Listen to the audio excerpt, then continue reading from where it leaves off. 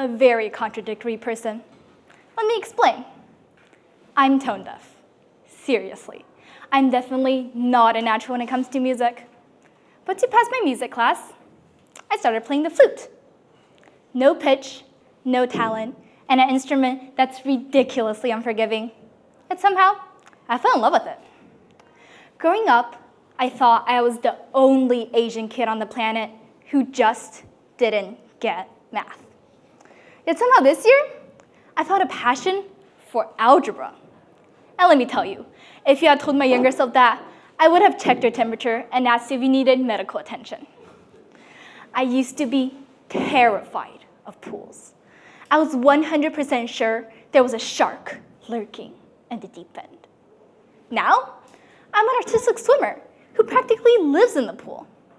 So yeah, I'm full of contradictions. Someone who never thought I could do any of these things. Yet somehow, I've grown to love them and keep that love going. And that's what I want to talk about today. Passion. How to build it, and most importantly, how to keep it alive. Let's start with this. What is passion? I don't think it magically appears. It doesn't strike like lightning. It's not love at first sight. No, passion isn't something you find. It's something you build. It's a result of effort, frustration, perseverance, and yes, even some good old-fashioned failure. But in the end, the struggle makes the reward sweeter, and that reward turns into passion. Let me give you an example.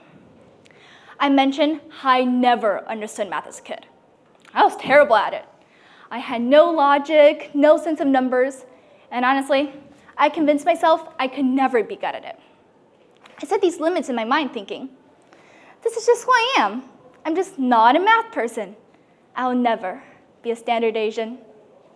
So I did the bare minimum just to pass by. But this year, I got a math teacher who has high expectations for all of her students.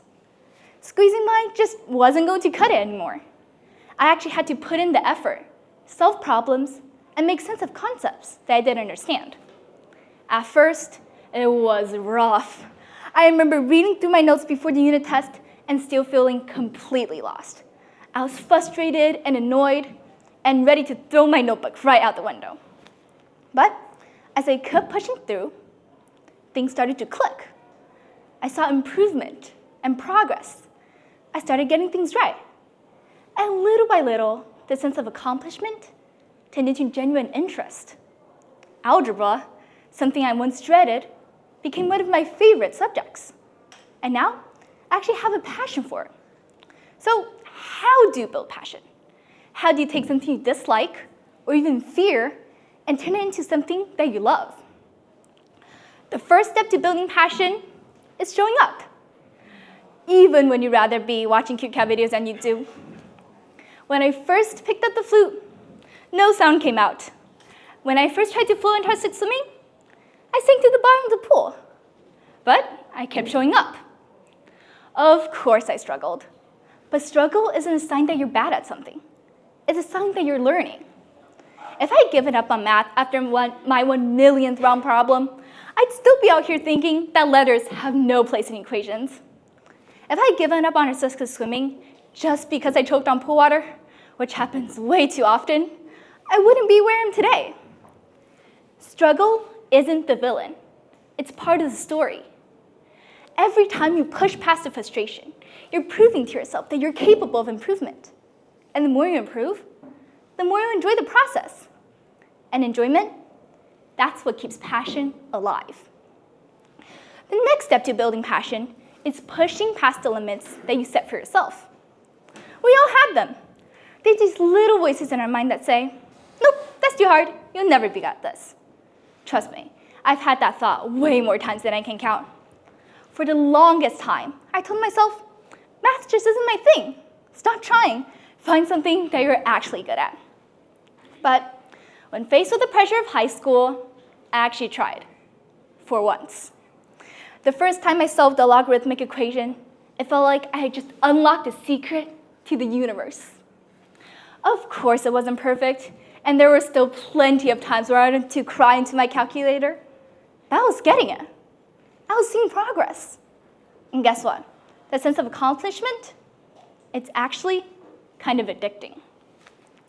When I pushed past my mental block, I realized that math is just a puzzle. And a puzzle? Well, it's actually kind of fun once you stop thinking that you're terrible at it. So stop saying I can't and start saying I can. We're all experts at convincing ourselves that we don't have what it takes. But the truth is, every time you say I can't, you're slamming the door in your own face before you even tried. You're probably better at math or whatever else than you think. But first, you have to be willing to give it a shot. Let me tell you something my dad is completely addicted to: running. He's that one guy up at the crack of dawn every single day, lacing up his sneakers and hitting the pavement. But here's the thing. When he first started running at 55 years old, he could barely make it 3 kilometers without feeling like he was going to die from fatigue. But fast forward 3 years. When he turned 58, he ran 4 marathons in 1 month. Yes, 4. 1 each week. And after every single one, my mom would call him and ask, "Are you still alive?" Now, running is such an essential part of my dad's identity that he probably couldn't even survive without it. So, what happened? How did he go from barely able to run 3 kilometers to becoming a marathon machine? Well, when you get to that point where you're about to collapse and your brain is screaming at you to stop, that's when the magic happens. You get this rush of adrenaline that makes you feel like you're flying. Well, I haven't run 10 kilometers myself, but I've experienced this adrenaline rush in another way. I'll never forget the first time I played hot cross buns on the flute without sounding like a dying bird. It was like the clouds parted and the angels sang. The small win was so rewarding to me because it proved that all of my practice was finally paying off. Suddenly, I was more excited to play the next day, and the day after that. And that's the thing about passion. The more effort you put in, the more you get out. Just like my dad with his running. The more you push yourself, the more your brain rewards you. And before you know it, the struggle will turn into something that you actually enjoy. But all of that, the effort, the perseverance, the pushing past self-doubt, it only works if you have a guide. Someone who pushes you to stick with something long enough for you to love it. Think about it. Even Harry Potter had Dumbledore, and Kung Fu Panda had Master Shifu. The truth is, no one builds passion alone. Behind every one of my contradictions are the incredible teachers that inspired me. My math teacher, my band teacher, and my swimming coaches. They had high standards and strict expectations that motivated me to put in more effort. And with that effort came progress, achievements, and eventually passion.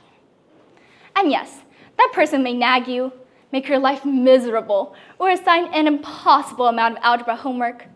But trust me, they're on your side. The more effort, the more reward, the more passion.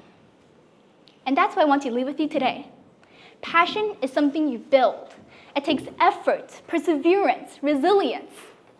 There will be moments where you're going to give up, where you convince yourself it's just not worth it.